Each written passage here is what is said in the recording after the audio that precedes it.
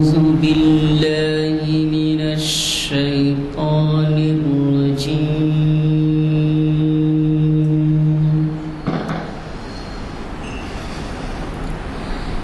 بسم الله الرحمن الرحيم.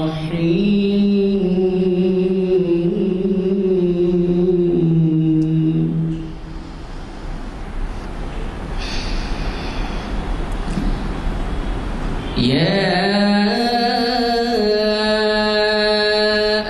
أيها الإنسان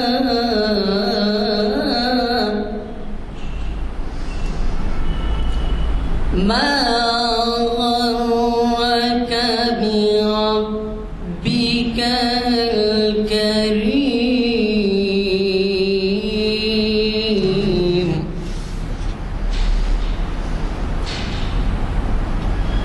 يا أيها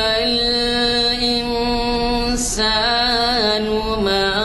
غرك بربك الكريم.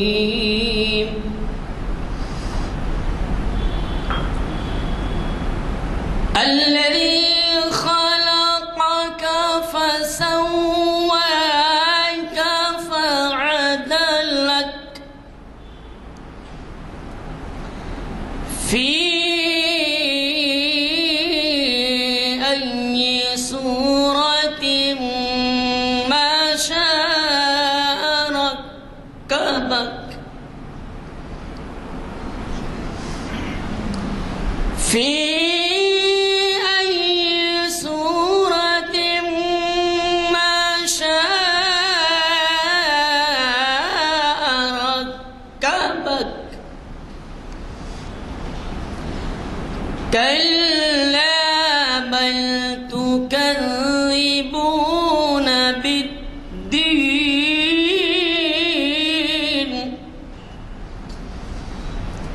وإن عليكم لحافظين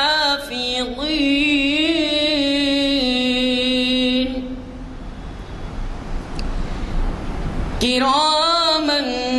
كاتبين يعلمون ما تفعلون.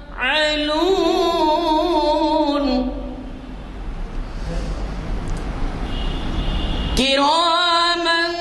كاتبين يعلمون ما تفعلون.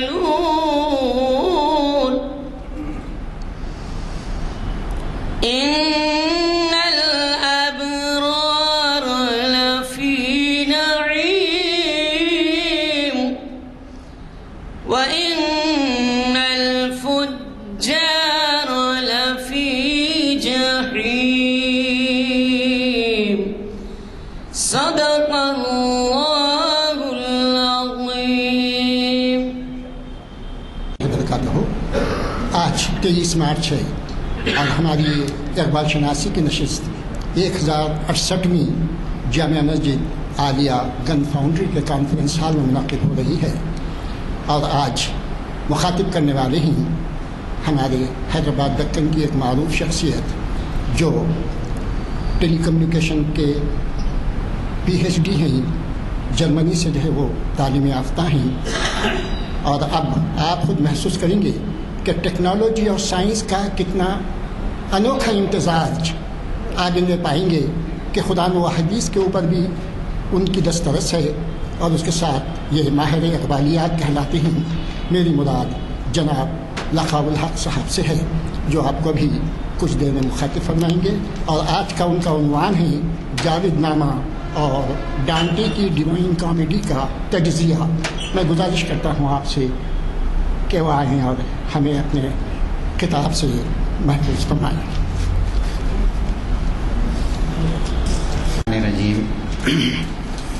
بسم اللہ الرحمن الرحیم۔ الصلاۃ والسلام علی رسول الکریم، اما بعد میرے محترم بھائیو، السلام علیکم۔ میرے محترم بھائیو، قبل اس کے کہ میں اپنی بات کا آغاز کروں، ابھی قاضی زین العابدین صاحب نے جو آپ کے سامنے پیروڈی سنائی، اقبال تیرے دیش کا کیا حال سناؤں، اس پہ مجھے ایک بہت ہی ایک بڑا ادبی لطیفہ یاد آیا۔ انڈیا سے ایک ڈیلیگیشن پاکستان گیا تھا، وہاں پہ ان کی ملاقات پاکستان کے مشہور و معروف رائٹر ان سے جو ہے وہ ہوئی، اور ان سے پوچھا، انہوں نے جو نا انڈیا کے لوگوں نے ان سے پوچھا کہ یہ بتائیے کہ منٹو صاحب، سعادت حسین منٹو نام تھا ان کا، ان سے یہ پوچھا آپ کے جو ہے نا ملک کا کیا حال ہے؟ سعادت حسین مسکرائے اور اس کے بعد جو جواب دیا وہ سننے سے لائق ہے۔ کہنے لگے دیکھیے وہی حالت ہے جو جیل خانے کی ہوتی ہے، میرے ملک کی حالت وہی ہے جو جیل خانے کی ہوتی ہے۔ قاتل اذان دیتا ہے، قاتل امامت کرتا ہے، اور جیب کترا اقامت بولتا ہے اور اذان دیتا ہے، اور باقی سارے جتنے ملزمین ہوتے ہیں سب جو ہے وہ صف کے اندر شامل ہوتے ہیں۔ تو یہ جو ہے وہ سچویشن اور ہم کو بھی نظر آتی ہے آج کہ سعادت حسین منٹو نے کوئی غلط نہیں کہا کہ قاتل جو ہے وہ امام ہے اور اس کی جو ہے نا اذان دینے والا جیب کترا ہے، اور باقی پورے کرمنلز جو ہے وہ جماعت میں شامل ہے۔ خیر یہ تو ایک لطیفہ تھا۔ بہرحال اس پہ بات کرنے سے پہلے چند ایک معروضات میں جو ہے آپ کے سامنے رکھنا چاہتا ہوں۔ پہلی چیز تو وہ یہ ہے کہ میرا اپنا ماننا یہ ہے، چاہے بہت سے لوگ میری بات سے اتفاق نہ کرتے ہوں، میرا اپنا ماننا یہ ہے کہ اسلامیات سے اقبال کا رشتہ اتنا گہرا تھا کہ اگر قرآن کو اقبال سے کاٹ دیا جائے اور اقبال کو قرآن سے کاٹ دیا جائے تو باقی کچھ نہیں بچتا ہے۔ اور یہی وجہ ہے کہ جب کبھی مجھے اقبال پہ کبھی کچھ بولنا ہوتا ہے تو ہمیشہ مجھے قرآن کا، محمد صلی اللہ علیہ وسلم کی احادیث کا اور آپ کی زندگی کا اور اقبال کے عشق رسول کا ہمیشہ سہارا لینا پڑتا ہے۔ یہ ایک حقیقت ہے۔ میں آپ کو بتاؤں کہ قبل اس کے کہ یہ دونوں کتابیں جن کا میں نے جو ہے وہ ذکر کیا ہے، جاوید نامہ اور دانتے کی دا ڈیوائن کامیڈی، اس پہ کلام کرنے سے پہلے میرا پچھلا لیکچر میں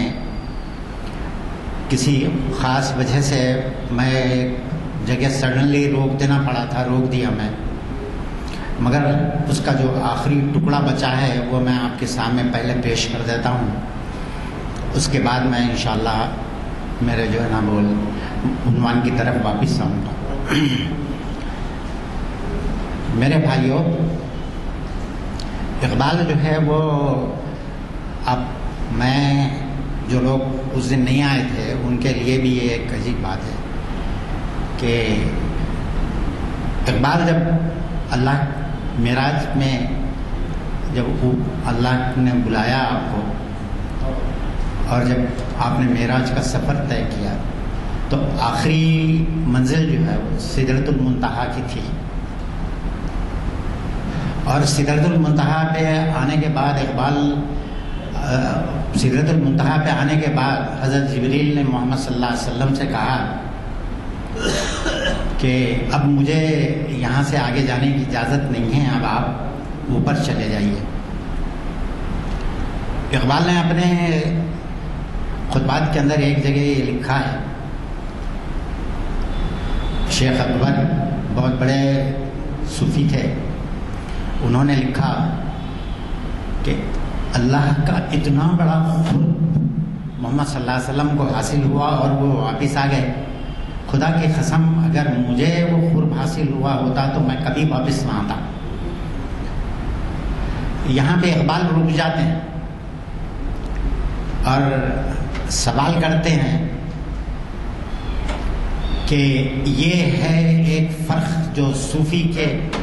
ایک صوفی میں اور ایک نبی کے اندر ہوتا ہے۔ میں نے اس دن جو ہے وہ اس بات کو آپ کے سامنے واضح کیا کہ نبی اللہ کے بندوں کی ہدایت کے لیے بے چین ہوتا ہے۔ میں نے حضرت یوسف علیہ السلام کی مثال بھی دی اور میں نے بتایا کہ حضور صلی اللہ علیہ وسلم کا عالم یہ رہتا تھا کہ آپ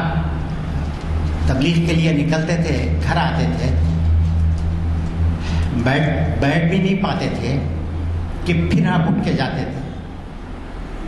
حضرت عائشہ نے پوچھا، اے اللہ کے رسول ابھی تو آپ آئے ہیں، پھر کہاں جا رہے ہیں؟ تو کہا کہ میں پھر اس شخص کو دعوت دینے جا رہا ہوں۔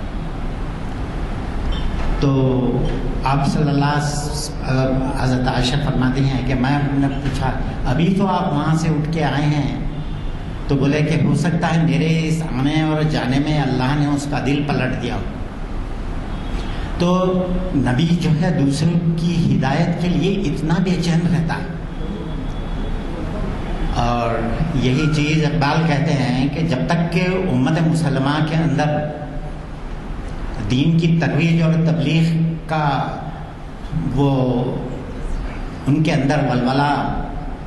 اور وہ درد محسوس نہ ہو اور وہ اس کو نہیں سمجھ سکیں، تو پھر محمد صلی اللہ علیہ وسلم کے دین کی ترویج نہیں ہو سکتی۔ آپ یہ دیکھیے کہ ہماری آج ایک بہت امپورٹنٹ ٹاپک اس کے بعد جو ہے میں آپ کے سامنے رکھوں گا، وہ یہ ہے کہ محمد صلی اللہ علیہ وسلم جب وہاں گئے تو وہاں کا جو منظر تھا، فرشتے اور اتنی چمک دمک اور ایسی گھما گھمی تھی کہ وہاں پہ نظریں جو ہے وہ چندیا جاتی تھی اور دیکھنے والوں کو عجیب و غریب جو ہے وہ عالم ہوتا تھا۔ تو اللہ تعالیٰ نے قرآن مجید میں محمد صلی اللہ علیہ وسلم کی تعریف کرتے ہوئے فرمایا کہ ما زاغ البصر وما طغى،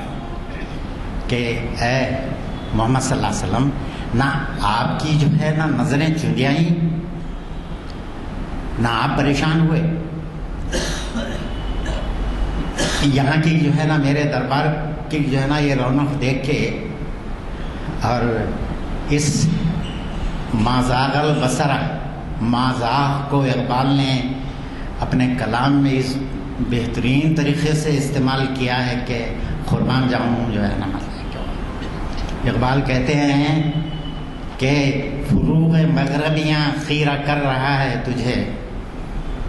فروغ مغربیاں خیرہ کر رہا ہے تجھے، تیری نظر کا محافظ ہو صاحب مازاق، کہ محمد صلی اللہ علیہ وسلم تیری نظر کے محافظ بن جائیں، تجھے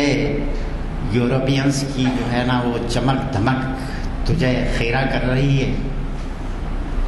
اور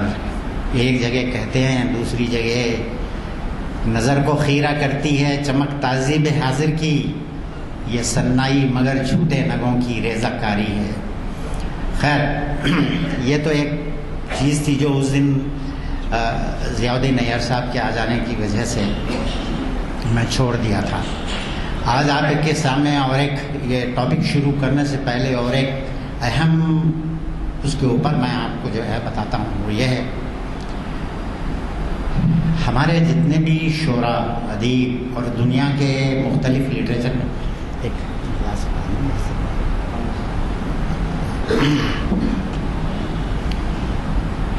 جتنے بھی ادیب، شعراء اور ہمارے جو سب ہیں، انہوں نے عالم بالا کے مناظر اپنی شاعری میں پیش کرے، اور اقبال کے پاس تو یہ مناظر بہت زیادہ ہیں۔ یہ مناظر کی ابتدا کیسا ہوئی، ان مناظر کو بیان کرنا انسان نے کیسا شروع کیا؟ ایک چیز تو اس میں پہلی چیز تو وہ یہ ہے کہ قرآن مجید ان مکالموں کو ہمارے سامنے بیان کرتا ہے۔ مثلاً یہ ہے کہ شیطان کے اور اللہ کے درمیان ہونے والا مکالمہ، یہ جو ہے قرآن مجید کے اندر موجود ہے، اور انہیں کہتا ہے کہ اللہ سے جو ہے وہ اس نے جو ہے وعدہ کیا، شیطان نے، لا اقعدن صراطک المستقیم، کہ میں قیامت تک تیرے بندوں کو تیری راہ پہ بیٹھنے نہیں دوں گا۔ اللہ تعالیٰ اس کے جواب میں فرماتے ہیں کہ لَأَمْلَأَنَّ جَهَنَّمَ مِنَ الْجِنَّةِ وَالنَّاسِ أَجْمَعِينَ، کہ میں جہنم کو جنوں اور انسانوں سے بھر دوں گا۔ یہ مکالمہ اللہ اور جو ہے نا شیطان کے درمیان ہوا ہے، اور یہ اسی طریقے کی کئی چیزیں اللہ تعالیٰ نے جو ہے وہ بتائی ہے، ایک مکالمے کی صورت میں، اور اس میں یہ مکالمات جو بھی ہم جو ہے نا دیکھتے ہیں، جو قرآن مجید کے اندر جگہ جگہ ہم کو نظر آتے ہیں، یہ مکالمات آپ ان کو اگر آپ دیکھیں تو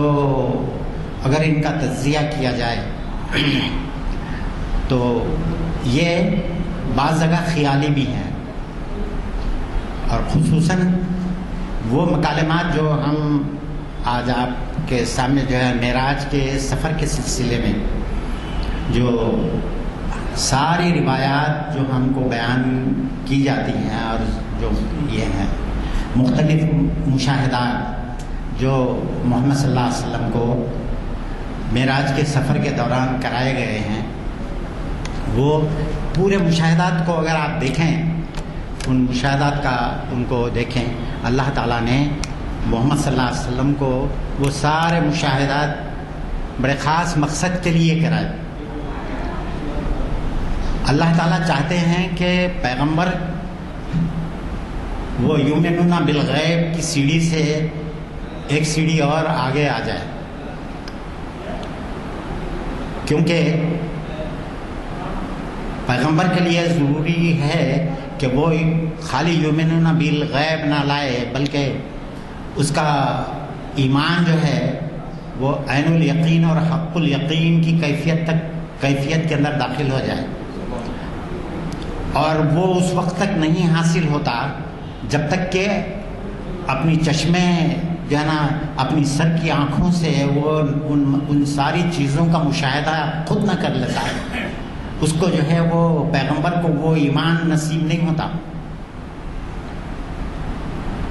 اور یہی چیز تھی حضرت ابراہیم علیہ السلام کے ساتھ۔ اللہ تعالیٰ نے کہا کہ میں نے جو ہے نا ملکوت السماوات والارض جو ہے نا مطلب کہ وہ حضرت ابراہیم اللہ سے پوچھتے ہیں کہ اے اللہ تو مجھے بتا کیف تحیی الموتیٰ، کہ تو مردوں کو کس طریقے سے زندہ کرتا ہے۔ اللہ تعالیٰ حضرت ابراہیم سے سوال کرتے ہیں افلا تؤمن، کیا تم ایمان نہیں رکھتے؟ قالوا بلا، کہ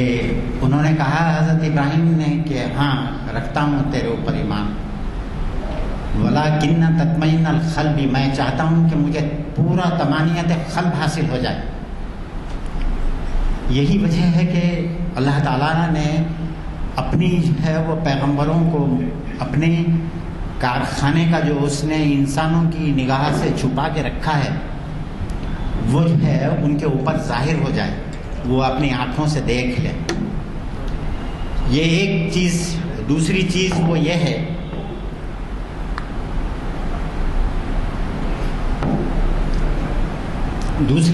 یہ ہے کہ حضور اقدس صلی اللہ علیہ وسلم کو جتنے بھی مشاہدات کرائے گئے ہیں وہ سارے مشاہدات صرف سمبولک ہیں، کیونکہ ہمارا یہ ایمان ہے کہ جب تک کہ قیامت قائم نہیں ہو جاتی، قیامت جب تک برپا نہیں ہو جاتی، کسی کو کوئی نہ اجر دیا جائے گا نہ سزا دی جائے گی. یہ ایمان ہے ہمارے. میں یہ بہت بڑے دعوے سے باتیں کر رہا ہوں. یہ جو ہے وہ یہ ہے کہ جب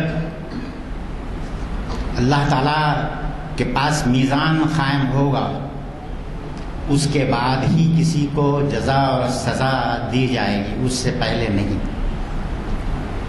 اب آپ سوال کریں گے کہ یہ عالم برزخ کا کیا معاملہ ہے؟ کہ عالم برزخ اس کو کہتے ہیں کہ انسان کی موت کے بعد سے لے کے قیامت تک کا جو ٹائم پیریڈ ہے اس کو عالم برزخ کہتے ہیں. بولے کہ اگر اس دوران میں عالم برزخ کے اندر کیا جو ہے نا ایک کیفیت رہے گی، تو اس کیفیت کو علماء یوں بیان کرتے ہیں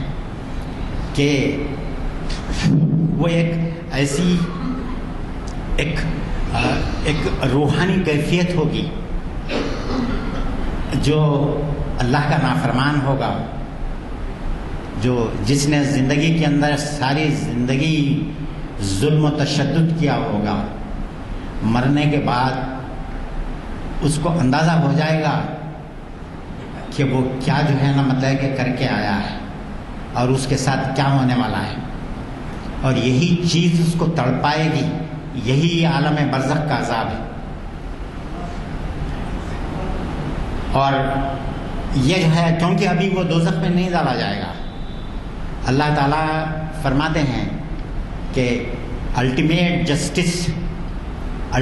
جسٹس کے لیے ضروری ہے کہ ساری دنیا کو تباہ کر دیا جائے، ساری کائنات کو تباہ کر دیا جائے. اور اس کا میں آپ کے سامنے اس کا لاجیکل کانسیکوینس بھی پیش کرتا ہوں. آپ دیکھیے کہ آج آپ مانیں گے نا یہ بات کہ دنیا کے اندر کروڑوں انسان ہیں اور وہ سب کے سب اللہ کی عبادت کر رہے ہیں، چاہے کسی طریقے سے ہونے دیں. ہمارے جیسے ٹوٹی پھوٹی عبادت کرنے والے بھی ہیں اور بہت اچھی جو ہے نا عبادت کرنے والے ہیں. بہرحال جو کوئی بھی ہوں، یہ زمین کے اوپر جو بھی سجدہ جو ہے نا جو بھی سر ٹک رہا ہے آج، اس کا ثواب صحابہ بدر کو پہنچے گا، کیونکہ وہی تھے جن کے تعلق سے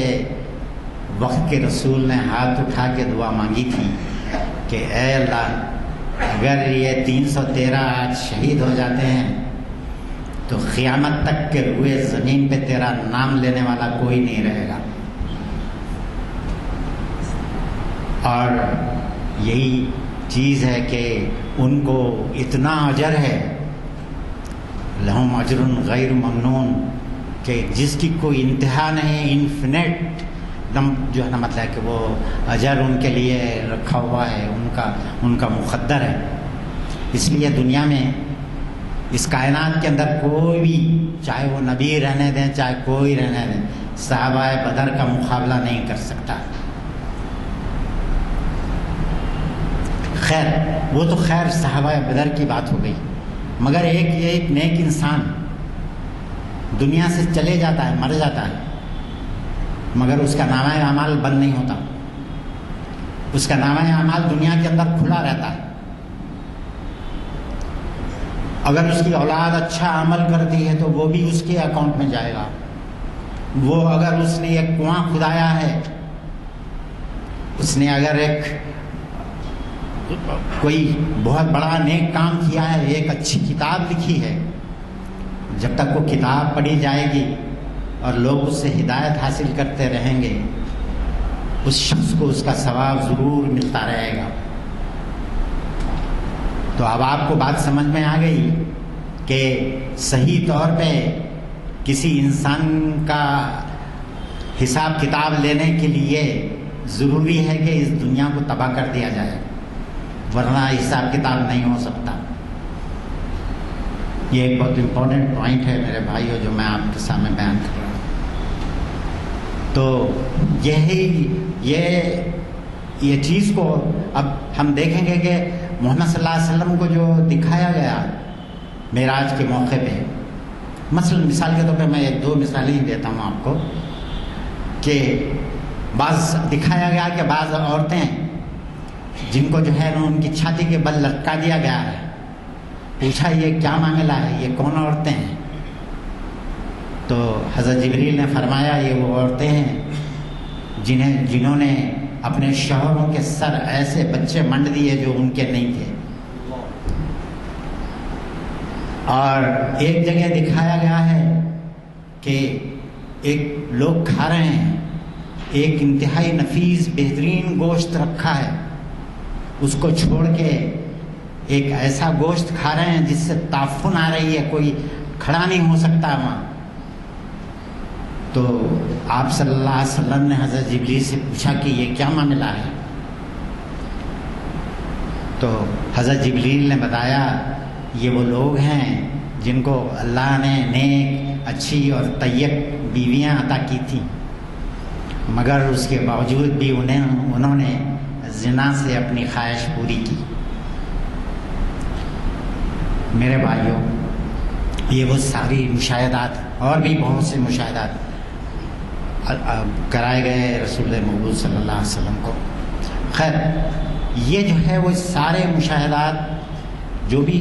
رسول اللہ صلی اللہ علیہ وسلم کو کرائے گئے اور جو احادیث کی کتابوں میں موجود ہیں،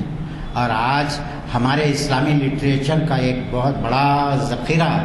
ہے، اور دنیا کا، چونکہ معراج کا واقعہ دنیا کی تاریخ کا عظیم ترین واقعہ ہے، اس لیے ہمیشہ ہر زمانے میں لوگوں نے اس کی پیروڈی کی، اسی طرز کے اوپر بڑے بڑے دنیا کے جو رائٹرز تھے انہوں نے لکھنے کی کوشش کی۔ میں مثال کے طور پہ آپ کے سامنے صرف جو ہے نا یہ بات بتاؤں گا، جو لوگ انگریزی ادب کا مطالعہ کرتے ہیں ان کو معلوم ہے کہ ملٹن نے جو ہے ایک نظم لکھی تھی، دا پیراڈائز، اپنی جو اس کی سونیٹ ہے، لکھا تھا دا پیراڈائز لاسٹ۔ اس کے اندر اس نے جو ہے اللہ میاں کی اور شیطان کی کشتی دکھائی، اور یہ سب چیزیں اس نے کہاں سے اس کو سمجھ میں آئی؟ یہ قرآن کا ہی چربا تھا، جو مکالمے شیطان نے اللہ سے قرآن کے اندر جو درج ہیں، یہ ہے انہی سے انسپریشن حاصل کر کے اس نے لکھا تھا۔ خیر، میں اس کے اوپر زیادہ جو ہے وہ بات نہیں کروں گا، کیونکہ وہ ایک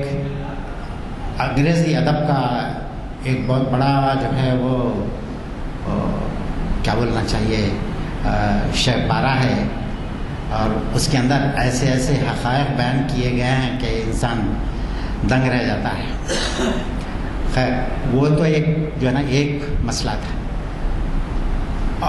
محمد صلی اللہ علیہ وسلم کے دنیا سے چلے جانے کے بعد ہمارے پاس بعض صوفیہ پیدا ہوئے، اور ان میں ابن عربی کا نام بہت مشہور ہے۔ اور ابن عربی انہوں نے جو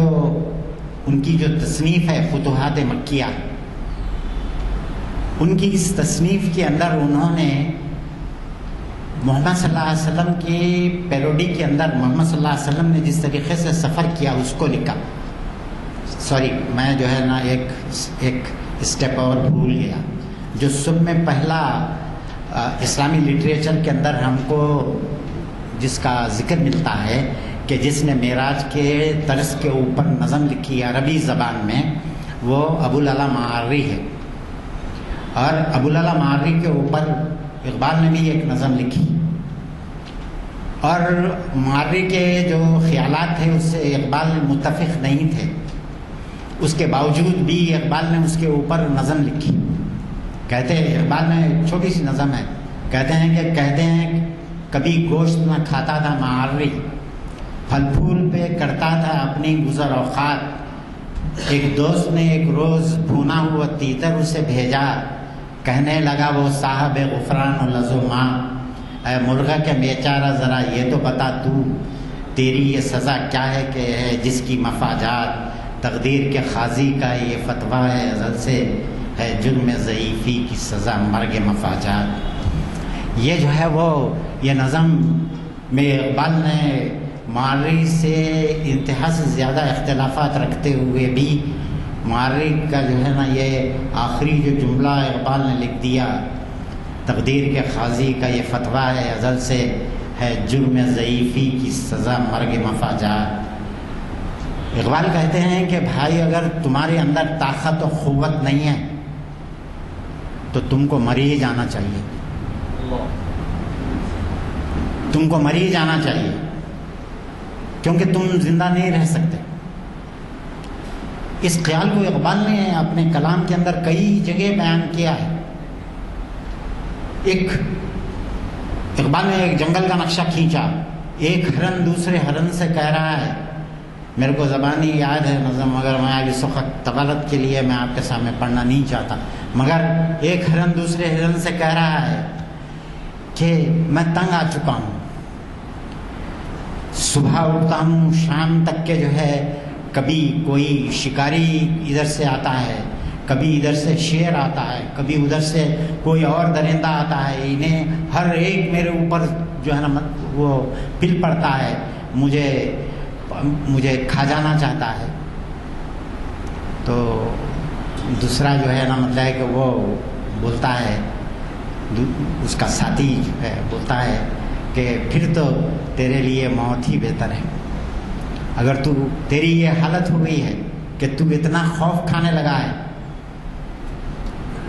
تو تیرے لیے موت ہی بہتر ہے۔ تو میرے بھائیوں یہ دھرم سانسدوں سے یہ گھبرائیے گا نہیں،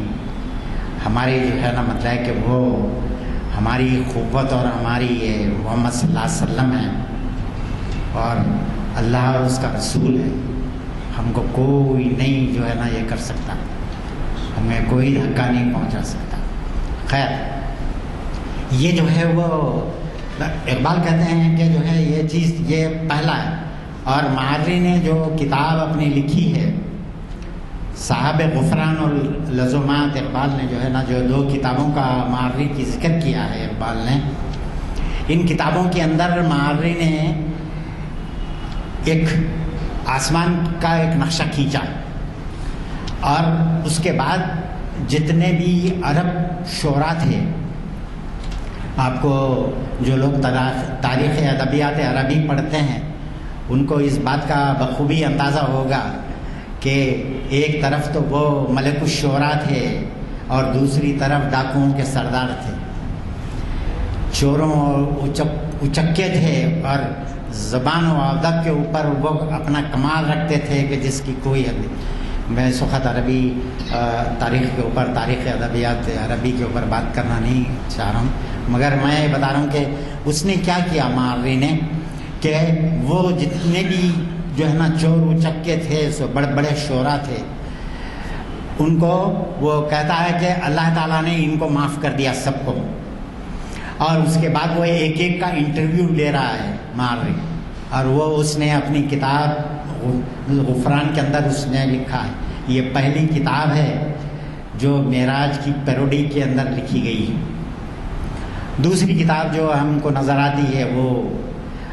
ابھی جیسا کہ میں نے آپ کو کہا کہ شیخ اکبر اور ابن عربی کی کتاب ہے فتوحات مکیہ۔ فتوحات مکیہ کے اندر انہوں نے بھی جو ہے وہ پوری عالم برزخ کے اندر بڑے بڑے لوگوں سے ملاقات کی، اور ایک ایسا جو ہے نا سفر نامہ تیار کرا جس کی کوئی جو ہے حد نہیں، اور وہ صوفیوں کے سردار تھے، اور ہمارے جو صوفی ہیں وہ سب ان کو شیخ اکبر کے نام سے یاد کرتے ہیں۔ تو ان کی یہ کتاب فتوحات مکیہ وہ بھی بالکل معراج کی پیروڈی کے اندر لکھی گئی، اور اس کتاب کو یہ پہلی صدی ہجری کے اندر لکھی گئی، اور اس کا آپ دیکھیے کہ دنیا کے لٹریچر کے اوپر کیا اثر جو ہے نا ہوتا گیا معراج کا۔ اٹلی کے اندر ایک شاعر پیدا ہوتا ہے جس کا نام دانتے تھا، اور وہ اطالوی زبان کا بہت بڑا شاعر تھا۔ اس کو ایک لڑکی سے عشق ہو گیا تھا، جس کو اس نے صرف زندگی میں ملا تو کبھی نہیں، مگر 2 مرتبہ دیکھا تھا صرف۔ اس لڑکی سے اس کو عشق ہو گیا تھا، اور اس نے یہ تہیہ کر لیا تھا کہ میں اس لڑکی کو ہمیشہ ہمیشہ زندہ رکھوں گا قیامت تک۔ اور اس کے بعد اس نے اپنا قلم اٹھایا، اور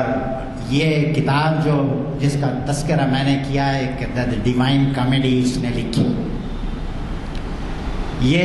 600 جو ہے نا مطلب کہ وہ اس کی جو نا سن 600 ہجری کی بات ہے، محمد صلی اللہ علیہ وسلم کے 600 سال کے بعد پہلی کتاب جو لکھی گئی تھی شیخ اکبر کی، وہ پہلی ہجری کے اندر ہی لکھی گئی تھی، پہلی صدی کے اندر ہی۔ یہ دوسری کتاب جو ہے 600 جو ہے نا مطلب اس میں لکھی گئی، سن 600 میں لکھی گئی۔ اور اس کے بعد جو تیسری کتاب اقبال کی جو ہے نا وہ جاوید نامہ، وہ اس کے 600 سال کے بعد لکھی گئی۔ اور اس دیوان کامیڈی کے اندر اس نے جو ہے وہ کیا کیا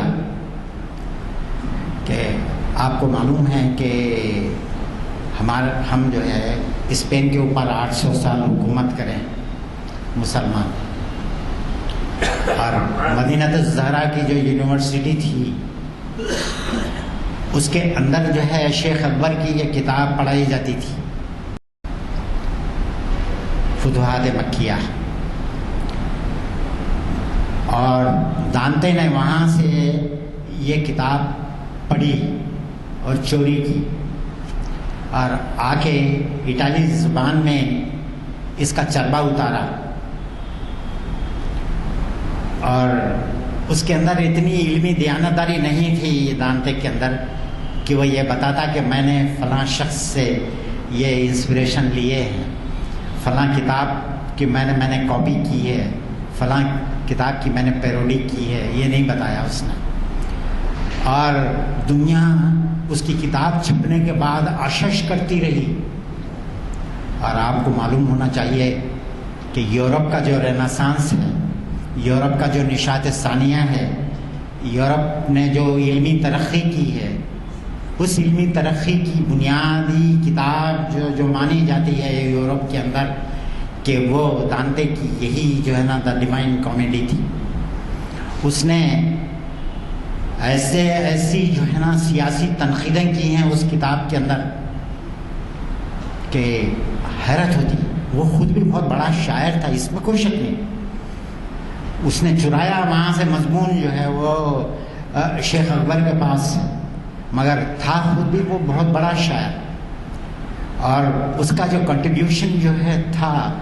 نہ ہی صرف اٹالی زبان کے اندر بلکہ یورپ کی نشاط ثانیہ کے اندر،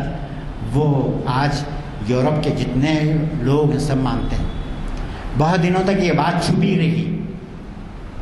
دانتے کی جو ہے یہ چیز کے سمجھتے تھے لوگ کہ یہ اس کی اپنی ذہنی اختراع ہوگی، مگر جب شیخ اکبر کی یہ کتاب انگریزی میں ترجمہ ہو کے چھپی فتوحات مکیہ، تو ساری علمی دنیا سمجھ گئی کہ دانتے نے کہاں سے مضمون چرایا تھا اور کہاں سے اس نے جو ہے نا یہ انسپریشن حاصل کیے تھے اور کہاں سے اتنا نام پیدا کیا اور کہاں سے، اور واقع معنوں میں اس نے اپنی اس محبوبہ کو دنیا رہنے تک کے لیے جو ہے نا اس کو بالکل جو ہے وہ ہمیشہ ہمیشہ کے لیے زندہ رکھا، اور بس جس سے 2 مرتبہ خالی دیدار ہوا تھا اس کا اپنی اس محبوبہ کے لیے۔ میرے بھائیوں، اب جو ہے نا تھوڑا سا اقبال کے جاوید نامے کے اوپر جو ہے بات کرتے ہیں۔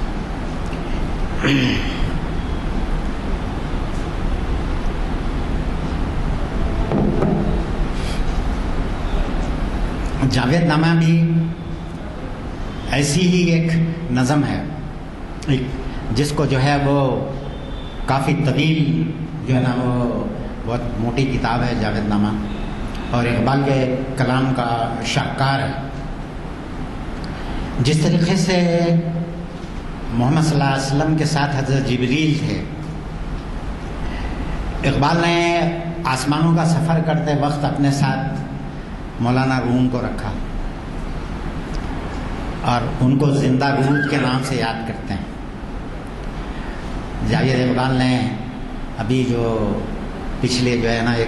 10 سال پہلے جو اقبال کے افکار کے اوپر جو کتاب لکھی، اس کا عنوان بھی انہوں نے زندہ رود ہی رکھا، اور یہ وہ اب وہاں سے اقبال اب نکلتے ہیں اور مختلف آسمانوں کی مختلف سیاروں کی سیر کرتے کرتے کرتے اللہ کے دربار تک پہنچتے ہیں، اور ہر جگہ ایک ایک فلاسفر سے جو ہے نا ملتے ہیں،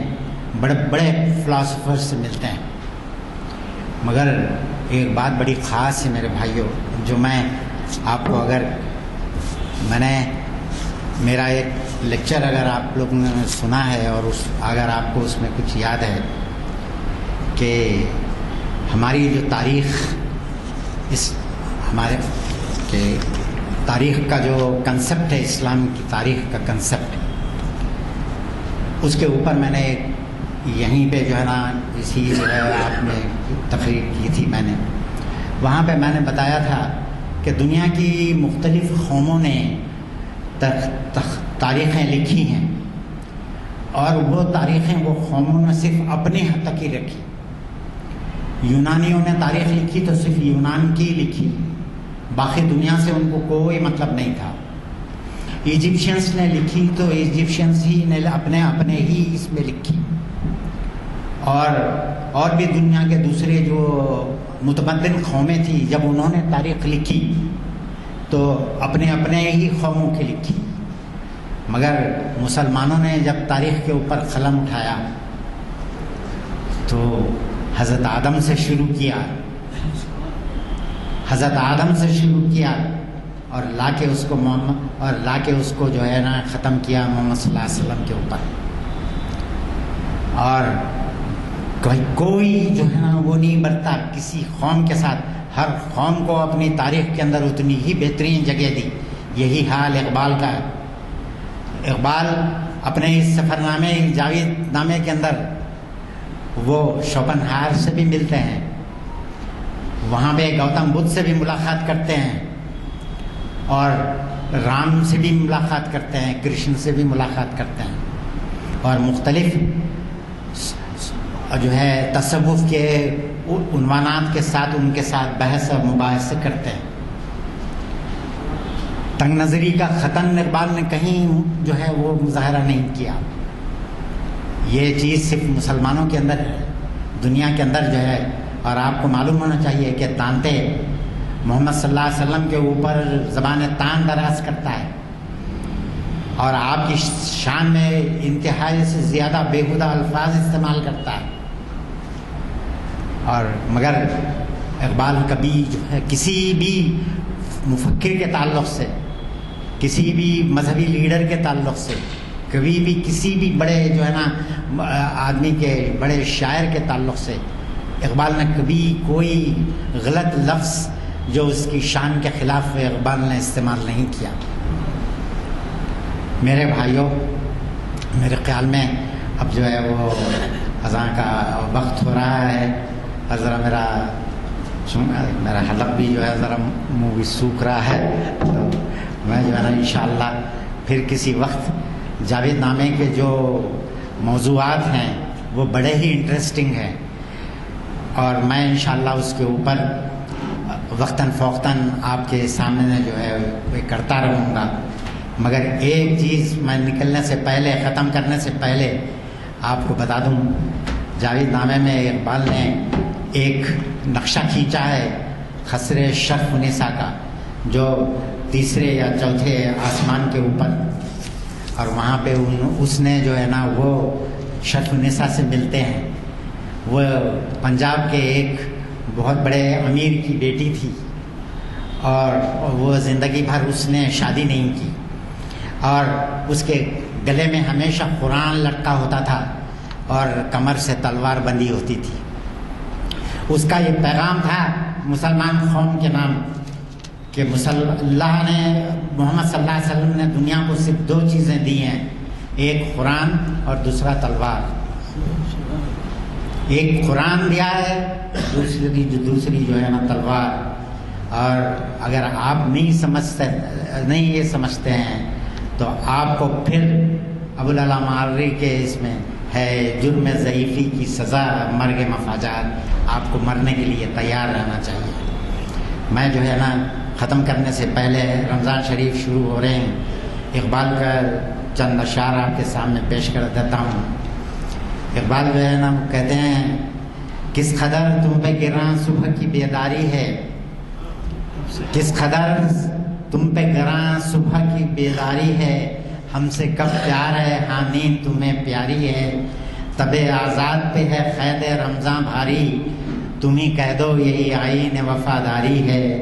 قوم مذہب سے ہے، مذہب جو نہیں تم بھی نہیں، جذب باہم جو نہیں محفل انجم بھی نہیں، جن کو آتا نہیں دنیا میں کوئی فن تم ہو، نہیں جس قوم کو پروائے نشے من تم ہو، بجلیاں جس میں نہ ہو آسودہ و خرمن تم ہو، بیچ کھاتے ہیں جو اسلاف کے مدفن تم ہو نکو نام جو خبروں کی تجارت کر کے، کیا نہ بیچو گے جو مل جائے صنم پتھر کے۔ وآخر دعوانا الحمدللہ رب العالمین۔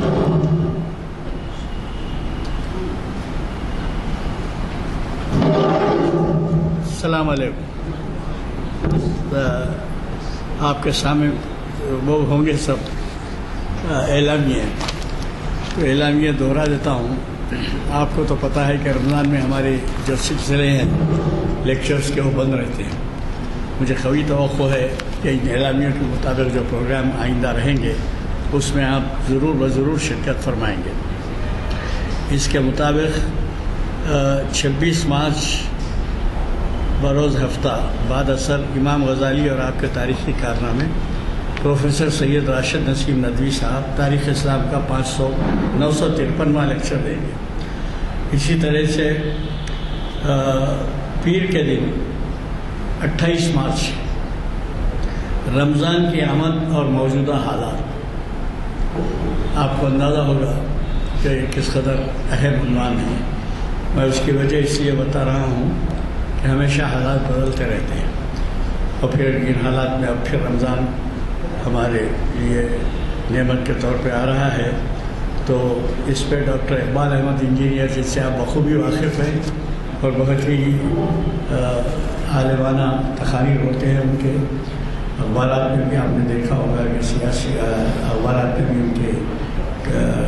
جو مضامین ہیں چھپتے رہتے ہیں، اور اس کے علاوہ ریڈیو پروگرام سے بھی ان کا حصہ ہوتا ہے۔ اور ایک پروگرام ہے 30 مارچ بروز چہارشنبہ، علامہ اقبال کا تصور کائنات۔ ابھی آپ نے اتنی عالمانہ تقریر سنی، اس میں میں حوالے کیا دوں، وقت نہیں ہے۔ ڈانٹے کے بارے میں علامہ اقبال نے کہا تھا، اگر ہوتا ہو مجذوب فرنگی اس زمانے میں، کیا اگر ہوتا ہو مجذوب فرنگی اس زمانے میں تو اقبال اس کو سمجھا تھا مقام کبریا کیا ہے. یہ علامہ کا شعر ہے. اور علامہ اقبال کا تصور کائنات پروفیسر مجید بیدار یہ محفل اقبال شناسی کی یہ رواں جو سال ہے اس کے نشست ہے. پھر اس کے بعد رمضان کی وجہ سے سلسلہ بند رہے گا. اور اس سے ہٹ کے بھی آپ کو ایک اعلان سے سنانا ہے کہ ماہ رمضان میں جو زکوٰۃیں نکالی جاتی ہیں اور زکوٰۃ کا سینٹر بنتا ہے اور اس سینٹر کے لیے یہاں پر تمام ادارے جات کے نمائندے رہتے ہیں. اور وہ میں پڑھ دیتا ہوں آپ کے علم کے لیے، نہ صرف آپ کے لیے بلکہ آپ کے لوگوں کے لیے رہنمائی کے لیے بھی جو بیرون ملک ہیں. حزب سابق 41 سالہ زکوٰۃ سینٹر، اب اندازہ لگائیے 41 سال سے چل رہا ہے زکوٰۃ سے. بتاریخ 29 رمضان المبارک 1 مئی 2022 بروز اتوار صبح 8:30 تا 12:30 بمکان غلام ازانی سینئر ایڈوکیٹ، مکان نمبر 59919 گن فاؤنڈری حیدرآباد. درج ذیل ادارے جات کے نمائندے باجرائے یہ رسید زکوٰۃ، صدقہ، فطرے اور عطیات وصول کرنے کے لیے موجود رہیں گے. اور ادارے جات کون سے ہیں وہ سن لیجیے. ندوۃ العلماء لکھنؤ، طور بیت المال، جامعہ Nizamia Hyderabad, Khaka Tayyaba trust Hyderabad, Hyderabad educational foundation, Jamia Islamia Darul Uloom Hyderabad Maulana Aqil, المعہد الاسلامی Hyderabad, Jamia Islamia سبیل السلام بارکس، تعمیر ملت اسلامک سوشل سروس سوسائٹی، مدرسہ فیض العلوم، جامعہ عربیہ سیوا نگر. قبل از تب وصول ہونے والے رقومات بھی مذکورہ تاریخ مقررہ پر متعلقہ اداروں کو باغ رسید حوالے کر دیے جائیں گے. جناب ہمارے محافل کا یہ سلسلہ رمضان کی وجہ سے بند رہتا ہے. اب پورے سال میں آپ حضرات نے جن دلچسپی کا اظہار کیا ہے، مجھے قوی توقع ہے کہ اس کے بعد بھی، اب جب کہ رمضان کے بعد آپ کے پروگرام کا آغاز ہو جائے گا پھر دوبارہ، تو اس میں آپ کا تعاون جاری رہے گا. اور نہ صرف عملی بلکہ جو مالی معاملات ہیں اس میں بھی آپ پوری طریقے سے بھرپور تعاون کریں گے. مجھے اور ایک بات آپ کو بتانی ہے، وہ یہ ہے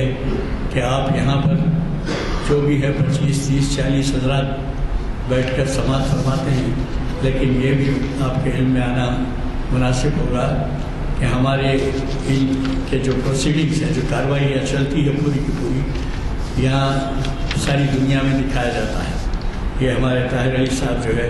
اس کا اہتمام کرتے ہیں. اب اس کو جو ہے آن لائن پوری دنیا میں دیکھا جاتا ہے. وہاں سے ہمیں ٹیلی فونس بھی آتے ہیں، بعض تجاویز، بعض وضاحتوں کے لیے، بعض اپنا تاثر. اس طرح سے یہ جن پروسیڈنگ میں آپ کا جو تعاون ہے وہ ایک بہت ہی نیک کام میں ہو رہا ہے. مجھے قوی توقع ہے کہ آئندہ سال بھی رمضان کے بعد جب وہاں پھر چلیں گے تو آپ کا یہ تعاون جاری رہے گا. دعا.